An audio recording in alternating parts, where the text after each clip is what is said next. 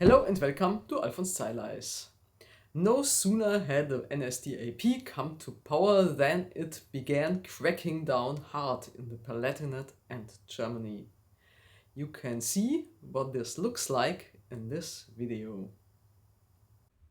On 17th of March 1933, the newspaper Stadt- und Dorfanzeiger publishes an announcement by the Palatinate Gauleiter Bürkel. The purge that has begun will not be carried out according to the principle hang the small fry and let the big fish go, but rather the reverse. There are no exceptions. Every local group in the Gau must set up a surveillance service which, among other things, reports who visits a Jewish doctor or a Jewish lawyer or uses imported fruit, vegetables, etc. The state informant network is thus established. Jewish mayors and councillors who do not resign from office on the same day are taken into protective custody and sent to the labor camp in Neustadt. By mid-March, there is already a concentration camp in Neustadt. According to the memorial site, it was founded on 10th of March 1933. What does Bürkel mean by purges?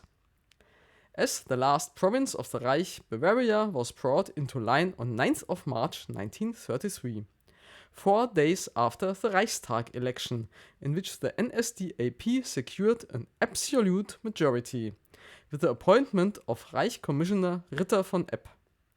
He assumed control of the Bavarian government. At 11:25 p.m. on the same day, the Bavarian police receives orders to disband the Reichsbanner Schwarz-Rot-Gold, the Eiserne Front and the Socialist Workers' Youth. At 2:10 am, the order follows to place all communist officials and Reichsbanner leaders in protective custody.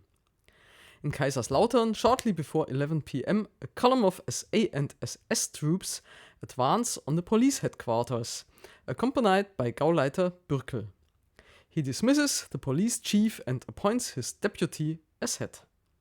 The boundaries between party and state become blurred. Reports of persecution in the newspaper Stadt- und Dorfanzeiger are becoming more frequent. 24th of March 1933.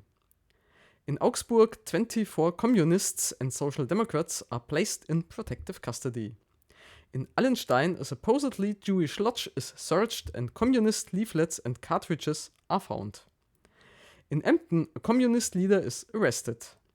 On 5th of April 1933, the Bible students, which means Jehovah's Witnesses, are banned. 21st of April 1933. In Augsburg, 50 communists and alleged lawbreakers are taken into protective custody. In Kiel, 50 employees of the municipal electricity and water works who are alleged to belong to the KPD and to have incited opposition against the city administration are arrested. In addition, around 2,000 books deemed obscene or offensive to national sentiment are seized from libraries and are to be burned. Books on topics such as contraception, for example, were considered obscene. The newspaper Dortmunder Generalanzeiger is seized and the editor taken into protective custody.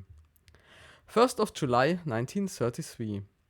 A large transport of Palatinate prisoners in protective custody is sent to the Bavarian concentration camp at Dachau, including the former trade union secretary Hans Braun from Musbach and Ökonomierat Beck from Friedelsheim. 21st of July 1933. Former Mayor Jakob Damm from Offenbach is sentenced to 5 months imprisonment for insulting Hitler. The reports keep coming in. Do you remember the Jewish philosopher Hannah Arendt? She describes how totalitarian rule as practiced by the Nazis is based on the elements of ideology and terror. By March 1933, we are already right in the thick of it. No one yet has any idea where this is leading. For now, the newspaper Stadt- und Dorfanzeiger still seems to be reporting as usual. The next video will look at the changes the NSDAP has in store for the press.